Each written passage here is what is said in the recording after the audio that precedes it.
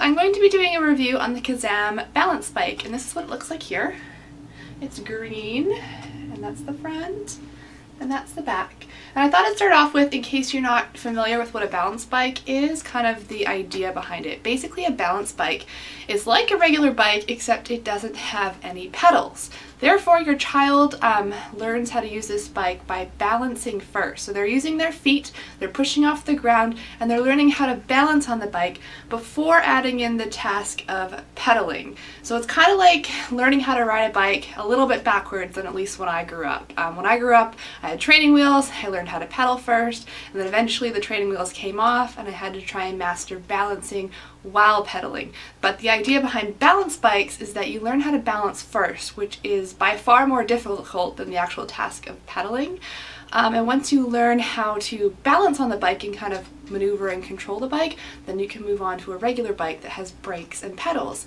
And the task of pedaling and braking comes a lot quicker and easier once you already know how to balance. So that's kind of the idea behind these bikes. As you can see, they look like a regular bike, they just don't have any pedals on either side. Now, a while back on my channel, I actually did a review on the Strider bike, which is another type of balance bike. However, there are differences between the two bikes that I thought I'd share throughout this video. So if you're curious between the Strider and the KaZAM bike, I will be kind of going over the differences as we go through the different features. Alright, so for the KaZAM bike, the ages are from starting at 3 years old up into about 6 years old.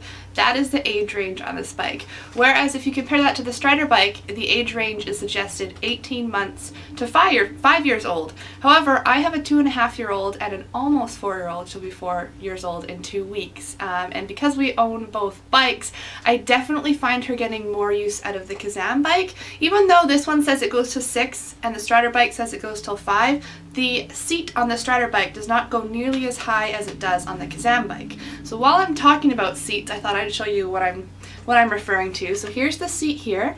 Comes with a really easy latch, so you don't need any kind of keys or anything to open it. You just push on the metal part here. So that's the latch there. I just push it open and then the seat can go down and up that way. So there's no keys required. It can go up pretty darn high compared to the Strider bike and down super low right to the bottom. So it's super nice that you can just adjust it that way without going to have to find a key. Now, looking at this seat on the KaZAM bike, it is nice and narrow for, you know, smaller children and toddlers. And it's a little bit padded. It has a little bit of cushion to it. Comparing it to the Strider bike, that's just a hard plastic seat. This one has a little bit of give to it, a little bit of cushion. Alright, and coming in to show you the handlebars. This is what the handlebars look like. They're nice and small for those tiny hands, and they are kind of rubbery and plasticky and a little bit cushiony here on the end. So that's what the handlebars look like. Alright, and onto the wheels. These are actually air-filled tires. So that's what they look like there. They have real tread on them. I'll bring it in so it will actually pick up on the tread. So it's a lot like a regular bike in that aspect. And then it has the steel spokes in here. So it's a lot more like a regular bike. The Strider bike does not have air-filled tires, and that's what makes a big difference between the two bikes. And then the most notable difference between the KaZAM bike and the Strider bike is this Easy Step footrest. So it has a little logo on it there, the KaZAM logo.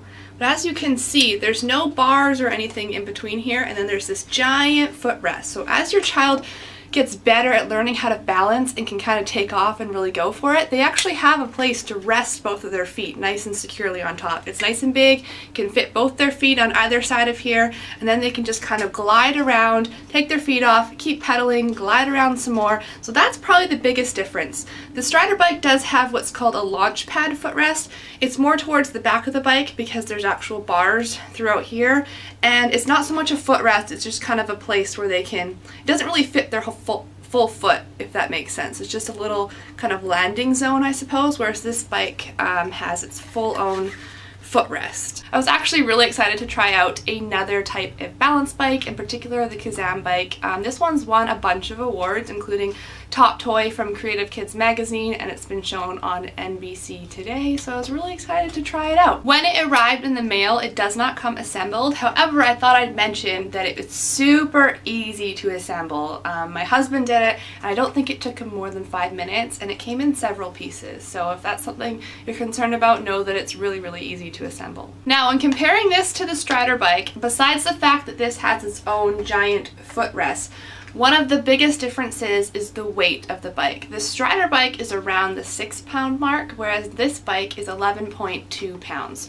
So it's almost double the weight of the Strider bike, and that is because I'm guessing it has the air-filled tires, the steel spokes, and it just seems like a sturdier, more heavy-duty frame. I know that these are chrome handlebars as well, so when comparing the two bikes, it is heavier, but overall it feels like more sturdy, like it's going to hold up longer, it's going to last longer. It just feels more quality, I suppose. So I definitely want to pass that along. This is a heavier bike, but in my opinion, I feel like this one's going to hold up longer. But with that being said, I think that's why there's such a big age range difference between the Strider and the KaZAM. The Strider bike claims that it can start at 18 months old. Now at that point they're not really gliding at all, they're just kind of walking along with it.